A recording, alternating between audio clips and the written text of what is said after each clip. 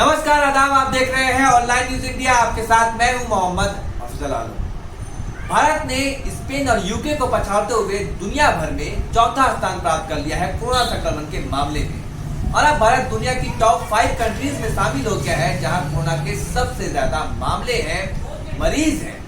आपको बता दें कि अब तक भारत में 3,32,000 से ज्यादा लोग कोरोना की चपेट में आ चुके हैं, जबकि 9,520 लोग इस खतरनाक वायरस से जान तक गंवा चुके हैं।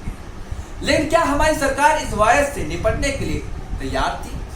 आपको बताते हैं कि जिस तरह से लॉकडाउन के बाद जो मजबूर मजदूरों का पलायन शुरू हुआ महानगरों से, वो किसी भी हाल में अपने घर को जाना चाहते थे। उनके पास ना खाने को था, ना रहने का इंतजाम था। जो रोज कमाते थे और खुद खाते थे, उनके लिए हाल बेहाल हो गया। अब उनके पास कोई चारा नहीं बचा था, क्योंकि सरकार ने किसी तरह की कोई सहायता नहीं की। और इसकी वजह से जो आजादी के बाद पहली बार इस तरह का दर्दनाक पलायन देखने को मिला कि लोग पैदल ही 1000-1200 किलोमीटर 500 किलोमीटर चलने को लाचार और बेबस हुए, वो भी साथ में छोटे छोटे मासूम बच्चे के साथ, और अपने सामान सर पर गठरी और मछली को लेकर जो बड़ी ही हृदय विदारक तस्वीर देखने को मिली और हर किसी की आंखें नम रह गई। लेकिन हमारी भारतीय जनता पार्टी, जिसकी सत्ता है, जिसकी सरकार है, जिसके हुक्मरान है, वो क्या कर रहे हैं? अब आप देखिए कि किस तरह से ऐसे हालात में भी, ऐसे वक्त में भी वो राजनीति से और चुनाव प्रचार से बाज नहीं आ रहे हैं। कितना दर्दनाक, कितने लोग मारे गए ट्रेनों से कटकर, तो वहीं रोड पर मरकर, जो भूख और प्यास से और एक्सीडेंट होकर। लेकिन फिर भी हमारी भारतीय जनता पार्टी पीठ थपथपा रही है कि भारतीय जनता पार्टी ने 6 साल में वो करके दिखा दिया जो कांग्रेस ने 60 साल में नहीं करके दिखाया। और जनसंपर्क अभियान चला रही है। एक वीडियो आपको दिखा रहा हूँ कि किस तरह से वाराणसी में एक युवक ने साहस दिखाई, जो मीडिया गुमराह करती है, सच्चाई से रूबरू नहीं कराती है, जो सच्ची खबरें उससे छुपाती है, दिखाती नहीं है। तो वह युवा सवाल पूछता है, जब नेताजी, भारतीय जनता पार्टी के नेतागण वहां उनके घर पर जनसंपर्क अभियान के तहत पहुंचे और चिट्ठी दे रहे थे, पंपलेट दे रहे थे कि देखिए हमारी पार्टी ने 6 साल में क्या करके दिखा दिया है। तो वो लड़के का सवाल देखिए सबसे पहले आप, फिर उसके बाद हम इस वीडियो को देखिए, उसके बाद हम बताएंगे। इस वीडियो को देखिए। हमसे सवाल नहीं किया जाएगा। अरे फोटो हम नहीं खिंचवाए, हमसे सवाल लिया जाएगा कि नहीं लिया जाएगा? अरे लिया जाएगा सवाल लिया जाएगा। बंद कर दो, तुम बंद कर दो, और जिसको लेना वो ले ले।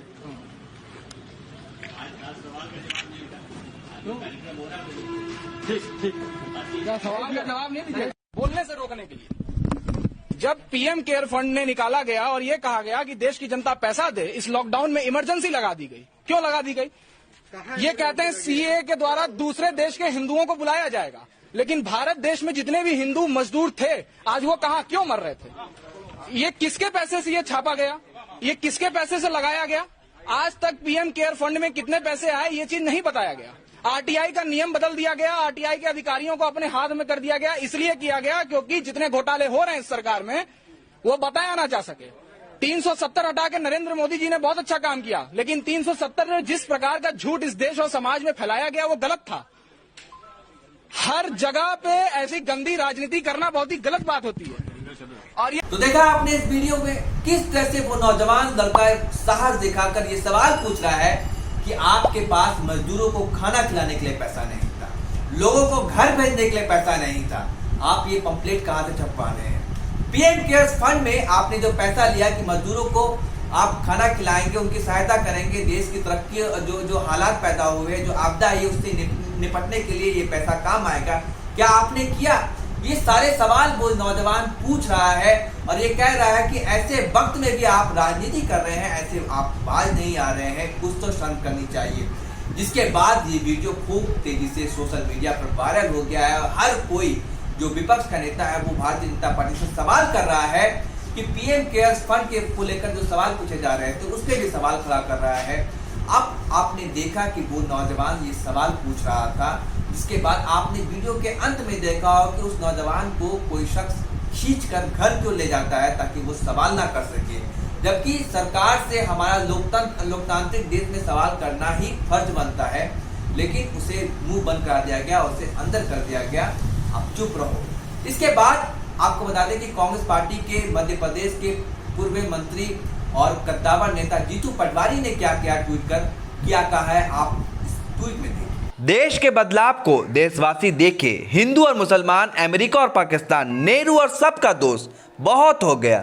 अब देशवासी हिसाब मांगते हैं, देश क्या था और क्या हो गया। इसके अलावा राष्ट्रीय जनता दल आरजेडी ने भी इस पर तंज कसा है और उन्होंने ट्वीट कर क्या कहा है, इस वीडियो के आने के बाद आप इस ट्वीट इसे कहते हैं लेने के देने पड़ना। अब लोग भी वास्तविकता से दूर ढपोर शंख ताम जाम कब तक सहे। तो देखा आपने, हर कोई सवाल पूछ रहा है, सवाल खड़े कर रहा है कि आखिर ऐसे वक्त में राजनीति आपको क्यों सूझी है। आपने ये क्यों नहीं देखा कि जो गरीब है, जो असहाय है, जो बेरोजगार है, उनके रोजगार का कुछ इंतजाम करें, उनके खाने पीने का कोई इंतजाम मुकम्मल किया जाए।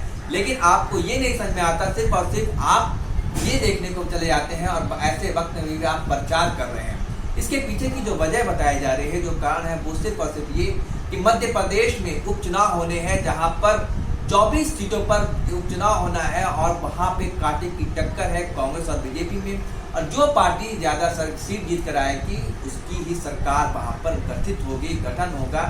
जैसा कि आपको पता होगा कि लॉकडाउन के ठीक पहले कमलनाथ की सरकार को गिराकर बीजेपी और कांग्रेस के विधायकों को खरीद कर बीजेपी ने वहां पर सत्ता हथियाई थी। तो वही दूसरी तरफ 2 महीने के बाद ही बिहार विधानसभा का चुनाव होना है और उसे लेकर भी पार्टी ने चुनावी गुलगुल बजा दिया है। और केंद्रीय गृह मंत्री अमित शाह ने भी इसको लेकर जो वर्चुअल रैली है वो की है, एक नया तरीका इजाद किया है वर्चुअल रैली।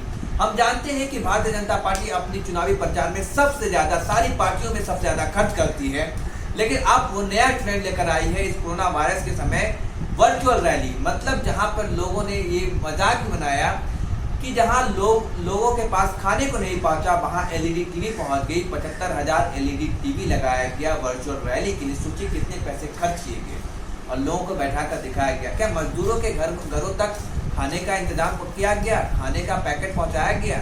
आप ये सवाल लोग पूछ रहे हैं और पूछना भी लाजिम है कि सरकार का काम था कि लोगों को सहायता देना। जो लोग डिप्रेशन में हैं, आत्महत्या कर रहे हैं, जो लोग घरों के अंदर खाने के लाले पड़े हुए हैं जिनके, वो सरकार उनसे निपटने के लिए उनसे निपटने के लिए कोई इंतजाम नहीं कर रही है, बल्कि चुनाव प्रचार में व्यस्त है, मस्त है। और ये कह रही है कि जो 6 साल में भारतीय जनता पार्टी ने करके दिखा दिया, नरेंद्र मोदी के शासनकाल में वो कांग्रेस पार्टी ने 60 साल में नहीं करके दिखाया था। लेकिन क्या ऐसे वक्त में जब कोरोना के मामले हर रोज बढ़ रहे हैं, ऐसे वक्त में जनसंपर्क अभियान चलाना जरूरी था, वर्चुअल रैली करना जरूरी है? ये सवाल खड़ा हो गया है इस वीडियो के आने के बाद से। और पीएम केयर्स फंड पर भी लगातार जो विपक्ष सवाल पूछ रहा था, सवाल खड़ा कर रहा था, उसको लेकर भी सुप्रीम कोर्ट से लेकर मुंबई हाई कोर्ट तक में ये मामला पहुंचा। अब इसके बाद क्या हुआ है कि भारतीय जनता पार्टी ने और प्रधानमंत्री नरेंद्र मोदी ने उस बात को, जो विपक्ष की मांग थी, उसको मान लिया है और ये कहा गया है कि अब पीएम केयर्स फंड का ऑडिट कराया जाएगा। बल्कि विपक्ष से सवाल पूछा था कि आखिर जो लोग पैसा दे रहे हैं वो कहाँ जा रहा है, वो पैसे का क्या हो रहा है। आप एक तस्वीर देखिए, संबित पात्रा, भारतीय जनता पार्टी के राष्ट्रीय प्रवक्ता ने एक ट्वीट किया और वो ट्वीट में आप वेंटिलेटर को नजर आएगा आपको, जो दिख रहा है कि वेंटिलेटर में पीएम केयर्स फंड लिखा है। उसके बाद जो संबित पात्रा का मजाक बनकर रह गया, मजाक के पात्रा बनकर रह गए हैं संबित पात्रा। भाई संबित पात्रा के ट्वीट को रीट्वीट करते हुए कांग्रेस की प्रवक्ता पंखुड़ी पाठक ने लिखा ट्रू पीएम केयर्स फंड, यानी उन्होंने ट्वीट करते हुए ओपिनियन जो एक वेबसाइट है उसकी हेडलाइंस को ट्वीट किया और दिखाया कि जहां लोगों के पास, जहां बीजेपी रूढ़ शासन में, जहां पे डॉक्टर्स को सैलरी नहीं मिल रही, वहां 70,000 एलईडी पहुंचा दिया गया लोगों की वर्चुअल रैली देखने के लिए। तो एक सवाल ये बनता है कि ऐसे वक्त में राजनीति करना क्या जरूरी है, प्रचार करना क्या जरूरी है, जनसंपर्क अभियान चलाना क्या जरूरी है? क्योंकि लोग अब भी डरे हैं, सहमे हैं और भय और खौफ में जी रहे हैं कि आखिर इस कोरोना वायरस से पता नहीं कौन जिए कौन मरे। और आप जनसंपर्क अभियान चला रहे हैं, लोगों के पास खाने को नहीं है। क्या ये सही नहीं होता और ठीक नहीं होता कि सभी राजनीतिक पार्टियां एक साथ मिलकर इस वायरस से पहले जंग लड़ लेती, फिर उसके बाद चुनाव प्रचार में मशगूल होती? लेकिन ऐसा नहीं हो रहा है, क्योंकि भारतीय जनता पार्टी को हर हाल में चुनाव जीतने से मकसद है और चुनाव लड़ने से मकसद है, बाकी और कुछ भी नहीं। तो सवाल बस यही बनता है कि आखिर क्यों ऐसा किया जा रहा है? क्योंकि लोग अभी भी परेशान हैं और इस वायरस से मुक्त नहीं हुए हैं, तो आखिर क्यों जनसंपर्क अभियान चलाया जा रहा है? गौर करने वाली बात यही है जो वीडियो में देखने को मिला। उसके बाद से भारतीय जनता पार्टी की काफ़ी बेइज्जती हो रही है और काफ़ी लोग सवाल पूछ रहे हैं, क्योंकि लोग अब जागरूक हो चुके हैं। हालांकि मीडिया हर बार पर्दा डालने की, भारतीय जनता पार्टी की जो नाकामी है उनको छुपाने की कोशिश करती है, लेकिन आप कब तक छुपाएंगे, ये सबसे बड़ा सवाल बनता है। धन्यवाद।